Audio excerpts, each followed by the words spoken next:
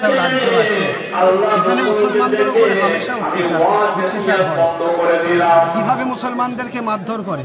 আজকের বিহারে যারা ক্ষমতায় এসেছে, চুরি করে ক্ষমতায় এসেছে, চুরি করে ক্ষমতা আসার পরে মানুষের উপর অত্যাচার শুরু করেছে।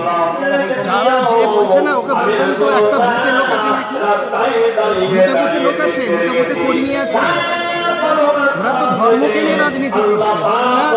মুখ্যমন্ত্রী মমতা বন্দ্যোপাধ্যায় ধর্মকে নিয়ে রাজনীতি করে না, মানুষের উন্নয়নকে নিয়ে উনি মানুষের কাছে পৌঁছাতে আসছে।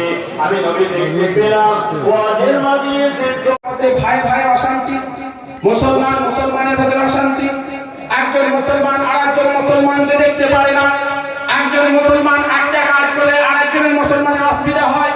আজকে ভারতবর্ষ সারা বিশ্বে মুসলমান আজকে পূর্ব থেকে রসুলের জামানা থেকে এখনো পর্যন্ত এই একই ইতিহাস চলে যাচ্ছে, এক মুসলমান আর এক মুসলমানের শত্রু। তো এইভাবে চলেছে।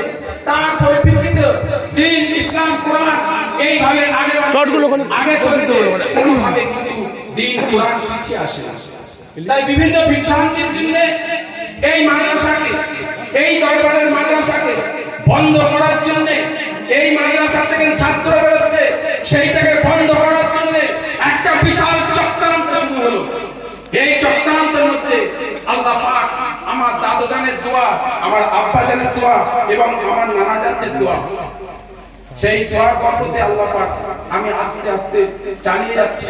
তো আমি নিয়ত করলাম, যখন এই 11ই ফাল্গুনে আমার ছেলেদের যখন পাগড়ি পরানো বন্ধ হয়ে গেল, আমি নিয়ত করলাম যে আমার আব্বা জান যে 11ই ফাল্গুন এত খেয়াল করতেন আর এত ভালোবাসতেন, তো তিনি এই আমি নিজে আব্বাজানকে বলেছিলাম, যখন আমি মাদ্রাসা শুরু করি, তো আমি বলেছিলাম মাদ্রাসার জন্য একটা আলাদা অনুষ্ঠান করি এবং আলাদা ছেলেদের পাগড়ি করার ব্যবস্থা করি, কেননা উনি বিভ্রান্তি দাঁড়াতে পারে। আজকে আল্লাহ আপনাদের হায়াত রেখেছে, আজকে আপনি এই দরবারের মুরব্বী, এই দরবারের মুরব্বী আপনার কাছে কেউ কথা বলতে পারে না বা আপনাকে সম্মান করে, তো সমস্যা হতে পারে।